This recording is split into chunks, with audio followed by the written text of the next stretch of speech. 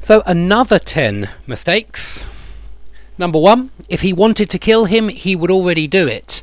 Now, the word already shows us that we're talking about the past. And actually, the girl who was narrating this, she was talking about a film, which isn't true, and she had already started narrating the film in the past, which means that she ought to use third conditional, not second conditional.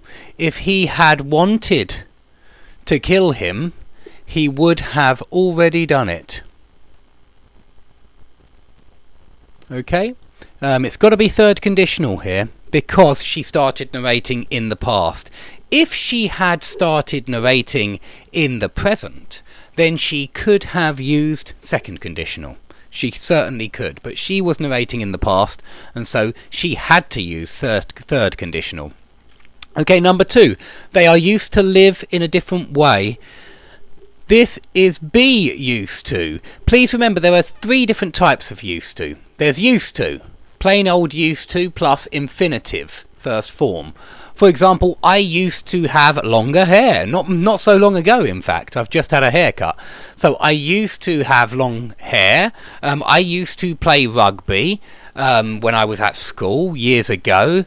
This is just all things that were true and are not true now. And there's no be here. Notice that there is are here. They are used to. And so this one is the one plus infinitive. Be used to or get used to are plus gerund. And this means become familiar with. Okay, become familiar with is plus gerund. So they're used to living in a different way. Okay. Number 3, we remembered to have seen the same thing in her flat. Now, the students tried to do something pretty impressive here. They've tried to use a perfect infinitive. And sadly, they've got the wrong one. They've used a perfect infinitive when actually we need a gerund. Now, why do we need a gerund? Well, please watch my video on advanced gerunds and infinitives, and you'll see that remember can be 2 plus infinitive, or it can be gerund. And it all depends. If you're remembering to do something, it means you're remembering to do something in the future. But if you're remembering doing something, then you remember something that happened a long time ago in the past. And this is about the past. He remembered having seen her. You need having, the gerund form. He remembered having seen the same thing in her flat. So you must use gerund here, and it's because it's remember and it's about the past, which is gerund. Okay? If this had been a different word, if this hadn't been remembered, if this had been a 2 plus infinitive word, like, for example, she claimed to have seen the same thing in her flat, that would be perfect. Claimed, she claimed to have seen the same thing in her flat, because claim is 2 plus infinitive, and claim is often with perfect infinitives. Anyway, number 4, he told him they didn't find the cell phone yet, and that's the important signal, yet.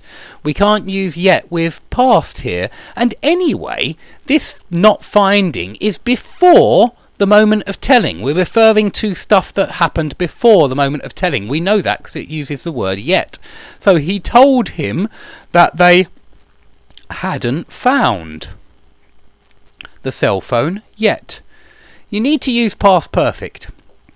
And it's really because we're speaking about previous to the telling. Yeah, we're speaking about they were looking for it and they didn't find it before they told him. And anyway, with yet, it's a signal for perfect tenses. If we're already in past, then we need past perfect tense. And please watch my video about how to use past perfect tense if you're unsure about this particular sentence. Now, a very common mistake, number 5, despite of this. No, despite this or in spite of this.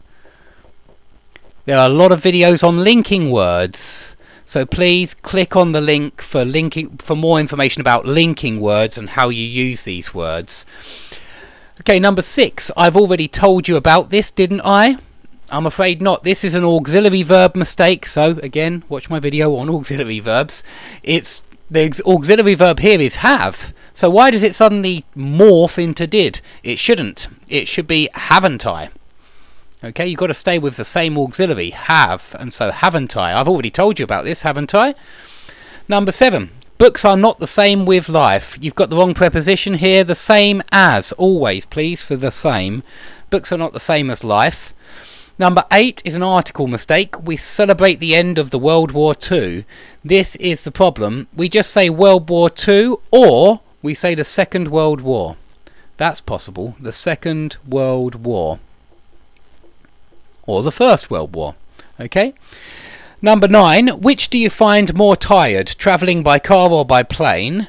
This is the wrong word, and I hope you all recognise it, because it's quite an easy one, this. Tiring. Tiring. Things are tiring, like travelling by car or by plane, but people are tired when they travel by car or by plane on a very long journey. People get tired, but the journey itself is tiring. Okay, number 10, she will birth this child. No. And she will born this child. Also no.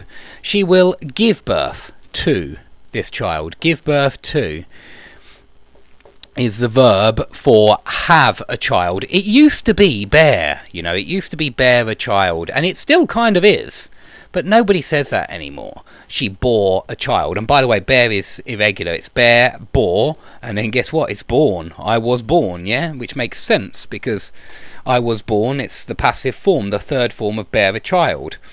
So this isn't really used so often anymore. She will bear a child. We usually say give birth to this child. She'll give birth to a boy. She'll give birth to a girl. But you could still say she will bear a girl. I suppose it's just very old-fashioned, and I don't recommend it. I would use give birth to. It sounds much more natural. Okay, that's everything. Please ask questions under the video. Thanks very much for watching, and I hope to see you all soon.